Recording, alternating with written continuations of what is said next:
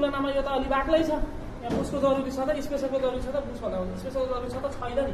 अब needle bearing हाल्नु needle bearing कुन हो ल चिनेर ट्र्याक्टरले मलाई यहाँ हाल न मैले राखिस् निडल बेरिङ आयो। अब के आउँछ यहाँ हामी 2 र 1 3 र 4 गर्छौँ होइन। सुरुमा 2 आउने हो नि त 1 पछि 2 आउने हो त्यसपछि 3 र 4 यता 1 2 3 4 यसरी जान्छ भने सुरुमा यहाँदेखि यतातिर अलग छ यो अलग छ हो।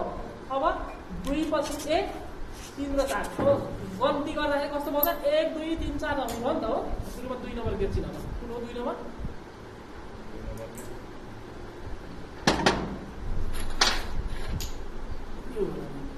हो।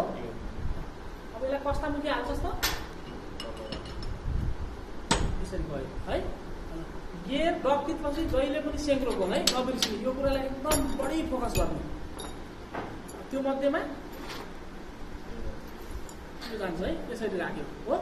अब त्यसपछि यति आइसकेपछि के हुन्छ त गियर पनि छ डक्टित पनि छ सेङ्क्रो पनि छ। अब यसलाई इन्गेज गर्ने केले हो त हबले हो नि हो। कहाँ छ अब हामीसँग राइट। अब यो हबमा पनि के छ त यो र यो दुईटा कुराहरू चाहिँ बराबरै होला होइन।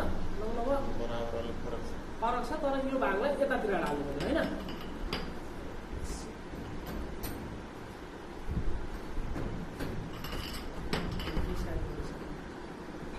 त्यसरी गयो होइन। अब हब हालेपछि के गरेँ मैले फेरि सिलिङ राखेँ है।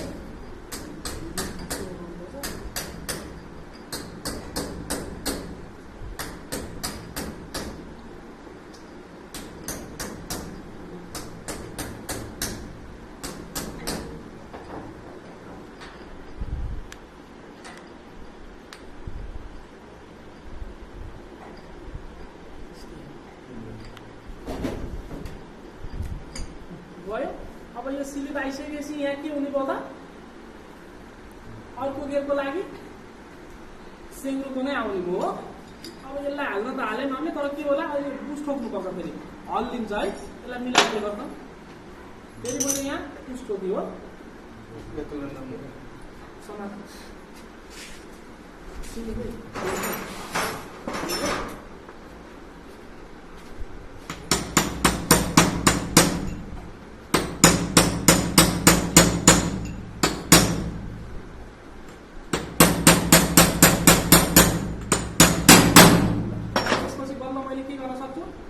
राख्न सक्छु हो सक्छु मजासँग हो।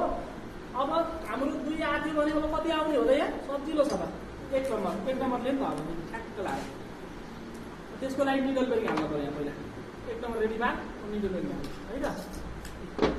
अब 1 नम्बरले त्यही हो 1 नम्बर त्यो हो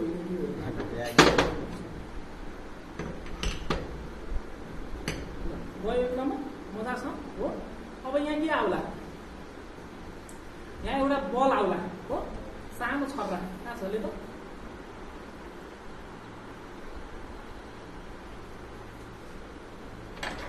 त्यसपछि यहाँ एउटा washer cut washer lock washer.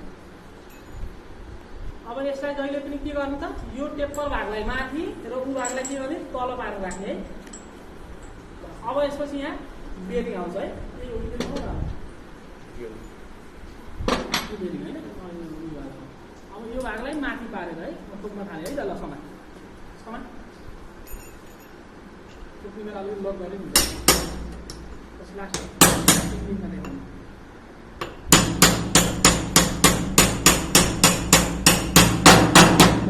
अब लक गयो। फेरि के आयो अर्को एउटा स्टिल बल भन्छ है त्यसलाई समा यसरी यो समा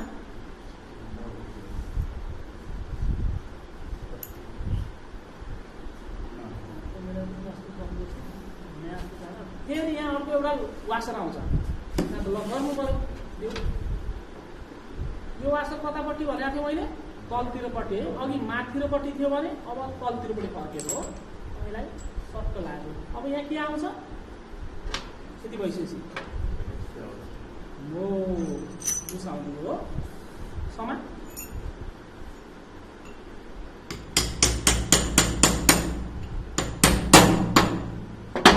प्रक्रिया के भयो पुरा भयो। अब त्यसपछि के आउँछ यहाँ मिडल बेरिङ आउँछ है। पहिलो अघि समातेको गियर बल्ल आउँछ। अब त्यो ब्याक गियर हो। अब यसलाई कतामुखी फर्काएर भनेर चाहिँ मैले यसरी त राख्नु मिलिन हो, केहीसँग रिलेसन हुन्छ त यो गियरलाई छैन नि, त्यही भएर यसलाई यसरी राख्नु चाहिँ पाउँछ होला हो। अब यति भइसकेपछि के हो, ब्याक गियरको लागि के भयो त डक्टिक त छ, यसको लागि सेन्क्रोमेस त्यति उपयुक्त खालको राखेको छैन, त्यसलाई छोडिदियो, त्यो होइन। अब के हुन्छ, स्लिप हुन्छ होला हो। स्लिपमा पनि यो टेपर माथिको उठेको भागलाई माथि र प्लेन भागलाई के गर्छु मैले तलतिर पारेर राख्छु हो। अनि त्यसपछि त्यो कट भाग मसिनो माथि थियो होइन हो, यस्तै तरिकाले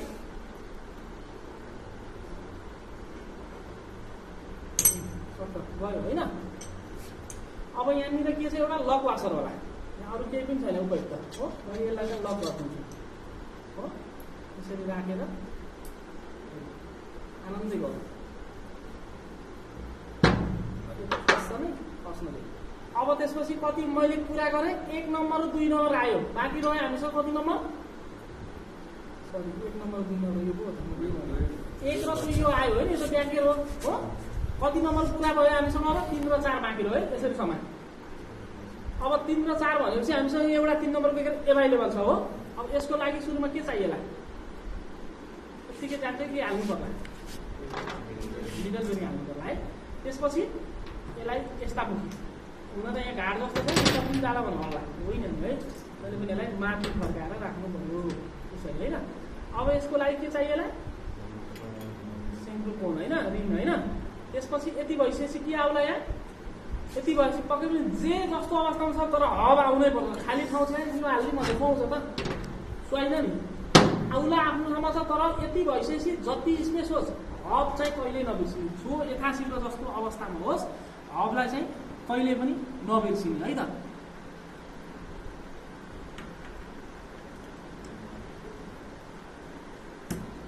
बस्यो यस्तै गरे होइन।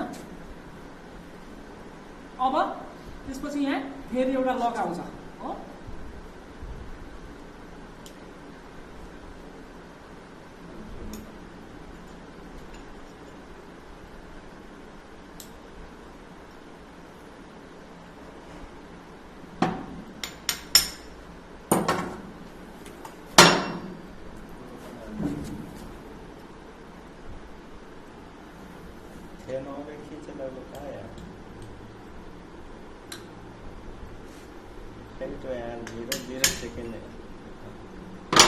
अब लक गरेँ मैले, त्यसपछि यो के भयो, हाम्रो एक कम्प्लिट कुरा भयो होइन।